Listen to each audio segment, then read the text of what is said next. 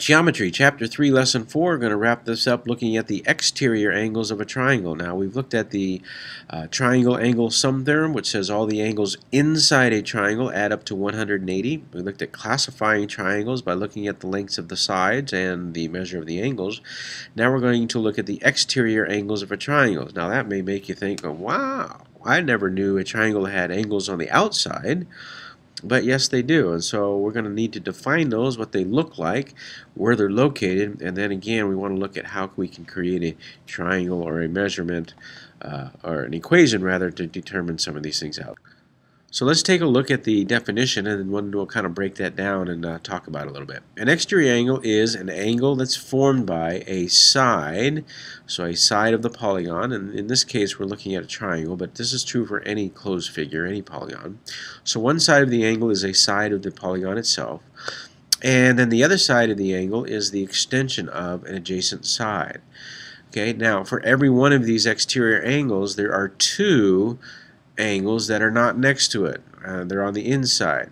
So these two angles are on the inside and they're not next to the angle we're looking at, so these are called remote interior. Alright, so let's take a look at this, and hopefully we can kind of clear some of this up.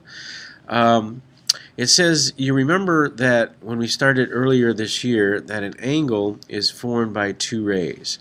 One that goes this way and one that goes this way. Now these are called the sides of the angle.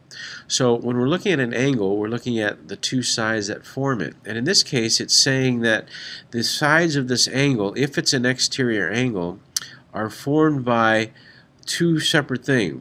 One is formed by the actual side of the polygon. So that would be, so this here, okay? That says here formed by a side of the polygon. The other side of our angle is formed by an extension of the adjacent side. So if I'm looking at this side, the adjacent side, or the one that's next to this, would be this one. And if I was to take the side of the polygon and extend it out this way, you notice that creates this angle. That's called, or that is where the exterior angle is located. One side of this angle is a side of the polygon. The other side of this angle is actually extending the other side of this. So that would be the exterior angle. Now, you'll notice that I could do that at each vertex. In other words, I could do, if I took this same side, and that's one part, and then I extended this adjacent side, okay, I would have another angle here, so this also would be considered an exterior angle. Okay, so as long as the angle is formed by a side of the polygon and then extending an extension of that side, that would be considered an exterior angle. Okay, so an exterior angle is formed by a side of the polygon and an extension of the side. Now every single one of these exterior angles has an angle that's next to it, part of the triangle that's next to it, and then it has two that are not next to it. These two that are not next to it are called remote interior angles. Remote meaning removed from, interior meaning it's on the inside of the triangle. So we're looking at the inside of the triangle. And again, every exterior angle has two remote interior angles. Oops, I'll get it right here. So there's two for each exterior angle, and the only thing we have to remember is it's not the angle that's next to it. So this would be a diagram. Alright, so that's what those are, and those are the definitions. So take some time to chew on those. Now there is a theorem here.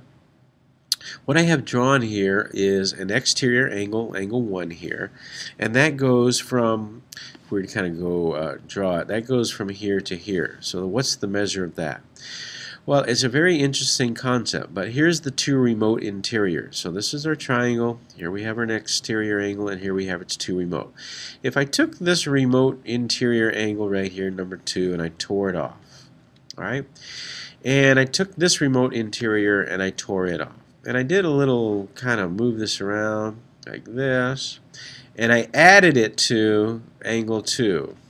Okay, so what I've done is I've got angle 2 here, and I added to it angle 3, so this is angle 2 plus angle 3. I want you to notice what happens when I slide this right in here. Whoops, let me keep that all together. Let me see if I can keep that all together. Okay, do it like it. Oops, I don't want to do that. If I move it all in here, notice what this is. If I took 1 and 2 and I added it together, it actually equals angle 1. So angle 1 is the same as these two angles added together. Notice I fit them right in there and it fits perfectly.